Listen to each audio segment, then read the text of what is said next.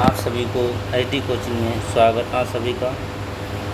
जैसा कि काफ़ी दिनों से वीडियो मैंने इसलिए नहीं डाली, मैं थोड़ा आउट ऑफ गया हुआ था, तो इस वजह से मैं नहीं डाल पाया नई वीडियो। और आज जैसे ही मैं आया वैसे मैंने आपके लिए ये वीडियो बनाई है।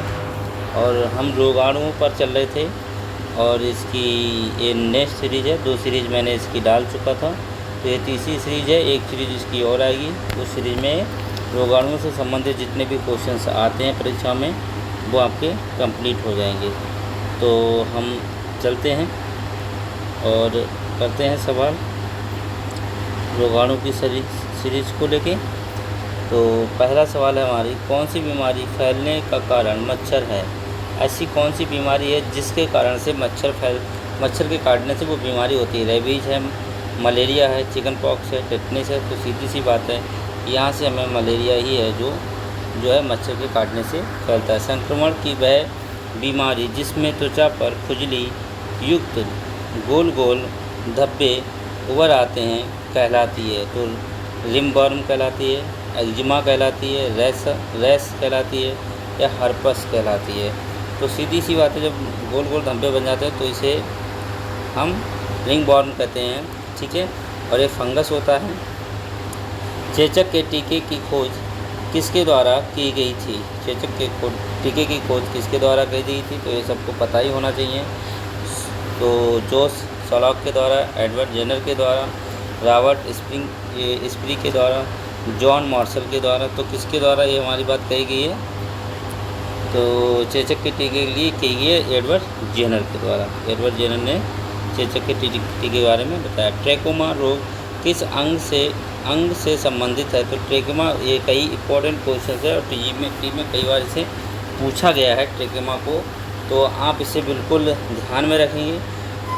दांत का है, नाक का है, आँख का है, कान का है। तो ये आँख से संबंधित है रोग, ये आँख से संबंधित है। ट्रेकोमा आँख से संबंधित जीवाणु जनित रोग है। कैसा जनित रोग है? जीवाणुओं से होने वाला है। ये भी पूछ सकते हैं कि किससे होता है? जीवाणु होता है।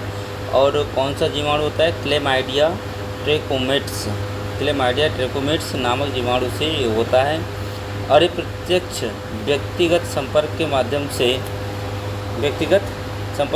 से एक दूसरे में फैल जाता है, यानी जीवाणु जो है वायरस है, वायरस संबंधित। ट्रोकोमा संक्रमण है तो किसके लिए? अभी हमने पढ़ाई, आँख के लिए, बताने की जरूरत ही नहीं है।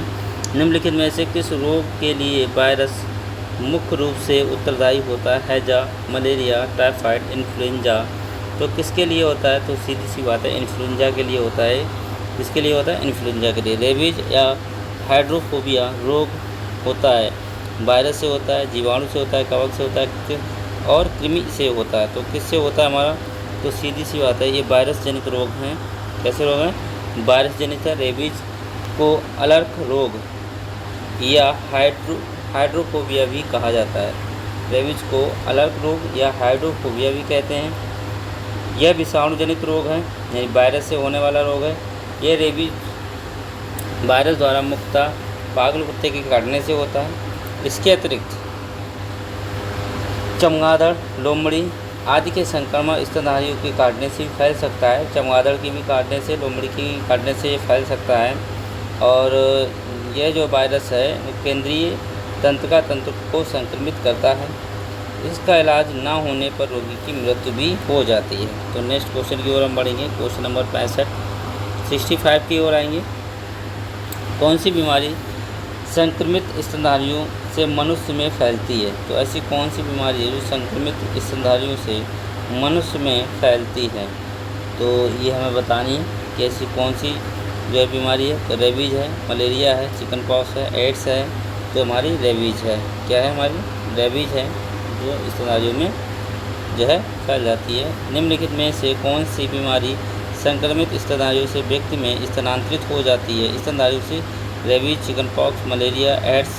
तो वही फिर से आ गया, सेम क्वेश्चंस पूछा गया है, अगली परीक्षा में पूछा गया था वैसा ही। H1N1 कौन से रोगजनक पर परिवर्तित रूप है? तो इन्फ्लुएंजा ए है, इन्फ्लुएंजा बी है, स्टेफिलोकस है, स्टेडोकोकस है। तो कौन सा है हमारा? तो यहाँ पे हमारा इन्फ्लुएंजा ए। कौन सा है? इन्फ्लुएंजा ए फर्स्ट हमारा सही। हेपेटाइटिस बी वायरस निम्नलिखित में से किस रोग हेतु जिम्मेदार है? मलेरिया है, एड्स है, मस्तिष्क ट्यूबर है, पीलिया है। तो किसके लिए भाई? तो ये पीलिया के लिए होता है। हेपेटाइटिस बी किसके लिए होता है? पीलिया के लिए होता है। डेंगू ज्वार किसके द्वारा होता है? तो डेंगू ज्वार किसके द्वारा होता है? जीवाणु, कवक, विषाणु आदि तंतु के द्वारा। तो भाई किसके द्वारा होता है ये हमें पहचानना है। तो ये एक विषाणु जनित रोग है, वायरस संबंधी रोग है। तो विषाणु है, वायरस संबंधित। डेंगू ज्वार हमारा होता है, वायरस होता है। निम्नलिखित मच्छरों के प्रकार में से डेंगू फैलाता है तो कौन सा फैलाता है? एंडीज फैलाता है, एनाफिलीज फैलाता है, क्यूलेक्स फैलाता है, हेमोगोस फैलाता है। तो कौन ऐसा है जो फैलाता है डेंगू को? तो एंडीज मच्छर जो है डेंगू को। तो एनाफिलीज क्या फैलाता है ये आपको बताना है। ये कमेंट बॉक्स में आपको भेजना है कि एनाफिलीज किसके मच्छर के काटने से फैलता है। टाइफाइड नामक रोग क्या रोग फैलता है? टाइफाइड नामक रोग किस जीवाणु से होता है? तो टाइफाइड जो है किससे होता है? बैसिलस विब्रियोई, साल्मोनेला ओरिनी। तो साल्मोनेला के रोग जीवाणु से होता है। प्लेग नामक बीमारी होती है, चूहे से होती है, बंदर से होती है, कुत्ते से होती है, मच्छर से होती है। भैया तो ये तो सीधी सी बात है, चूहे से होती है प्लेग रोग बीमारी, चूहे के काटने से होती है।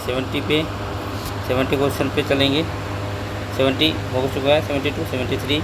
निम्नलिखित में से कौन सा रूबेला या मरविल्स के रूप में भी जाना जाता है? तो किसके रूप में जाना जाता है?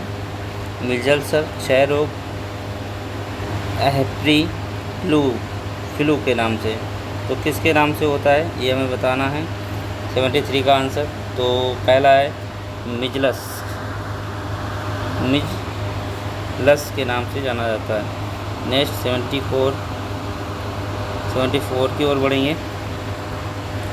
74 में कहा है कि निम्नलिखित में से कौन सा रोग बैक्टीरिया द्वारा उत्पन्न होता है? तो ये अभी मिजलस होता है, निमोनिया होता है, छोटी चेचक होता है, पीलिया होता है।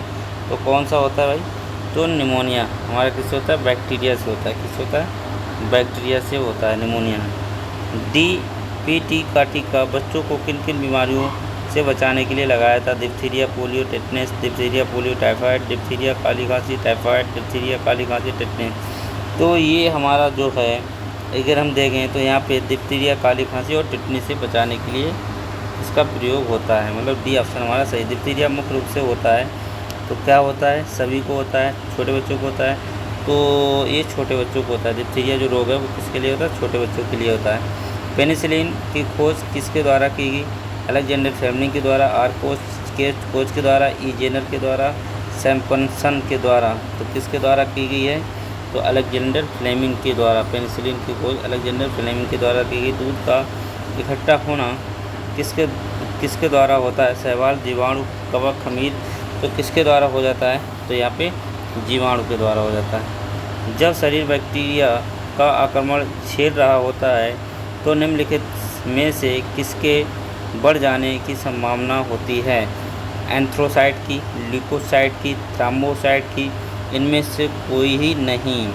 तो इसका जो सही आंसर है वह ल्यूकोसाइट के बढ़ने की अधिकता का ज़्यादा पता लगता है। नेक्स्ट क्वेश्चन की ओर बढ़ेंगे। क्वेश्चन नंबर 80 क्वेश्चन के लिए निम्नलिखित में से क्या मनुष्यों में गैर संक्रमण रोग है? तो हेपेटाइटिस है, इन्फ्लुएंजा है, तपेदिक क्षय रोग है, कैंसर रोग है।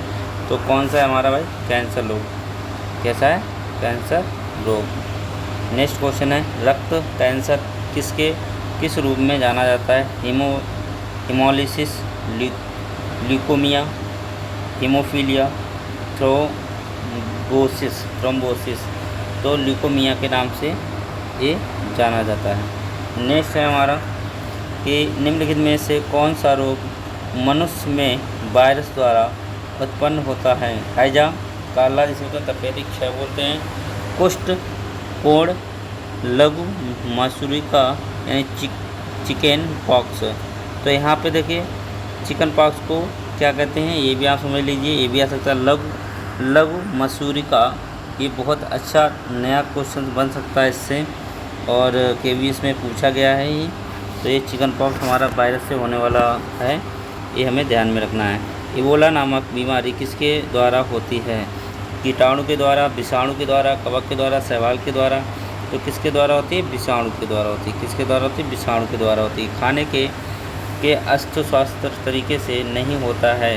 क्या नहीं होता है? सीधी सी बात है, कितना भी हम खाएं, कुछ भी करें, लेकिन एड्स आपको नहीं होगा। ये गलत संबंधों से ही होता है। निम्नलिखित में से हेपेटाइटिस बी वायरस शरीर के किस अंगों को प्रभावित करता है? तो किस अंग को प्रभावित करता है? तो इसका हमारा आंसर है यकृत को। किसको प्रभावित करता है? यकृत को प्रभावित करता है। तो इसी के साथ में सीरीज़ समाप्त होती दोस्तों। मैं बाहर था, इसलिए आपको काफ़ी दिनों से सीरीज उपलब्ध नहीं करा पाया। आज जैसे मैं आया वैसे मैंने आपको लिए जो है न्यू क्विज तैयार कर दी और अभी चलती रहेगी लगातार। इसी के साथ धन्यवाद।